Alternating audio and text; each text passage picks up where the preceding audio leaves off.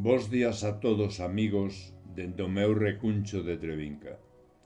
De seguro que a miña irregular e nómada vida infantil, adolescente e xuvenil fixo que non teña ningún amigo da infancia. Agora que xa estou en esta fase da nosa estadía como seres humanos neste universo na que diminuyen as expectativas, é cando teño moitos e vos, especialmente nun ámbito no que me sinto especialmente feliz, que é no cultural. Tiven a gran fortuna de estar no comenzo desta maravillosa aventura que é nós, a xente do redor, onde coñecín por centos a mestres da literatura e do arte en xeral, que xa son amigos. Non me gusta facer distincións, pero si tivera que citar os mellores, non tería dúbidas. Avelino nestes intres se pode decir que é algo máis que un amigo. El, xunto coa súa compañeira de vida Berta e os seus fillos, abríronme as portas do seu corazón como nadie. Hoxe, que lle toca a quenda diste espazo da madrugada, quero lervos unhas palabras que Avelino regálanos no número 17 da nosa revista, titulado Muller.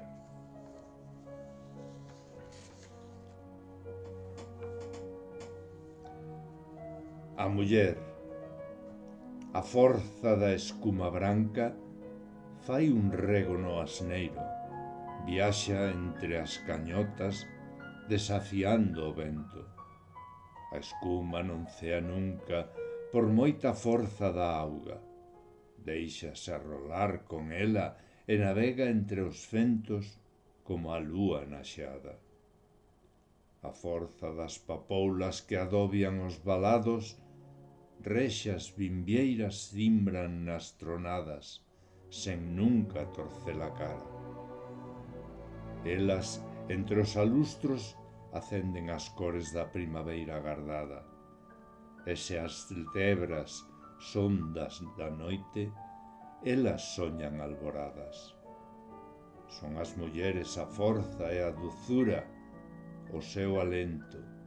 Son valentes no preciso e lenes no refugallo. Esconden en cada aceno un mirar emocionado. Libres son, sempre o serán, por moito que as queiran presas.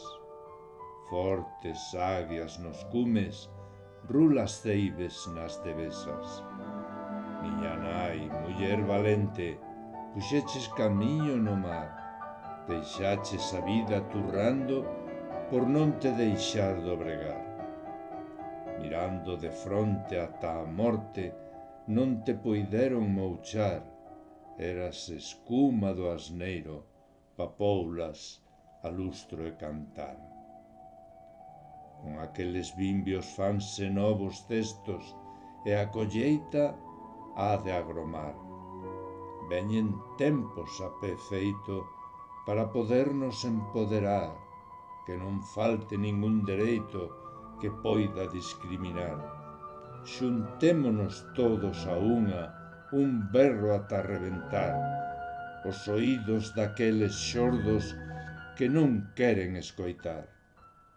Todos somos mulleres reclamando liberdade, que non faltemos ningunha polo machismo cobarde.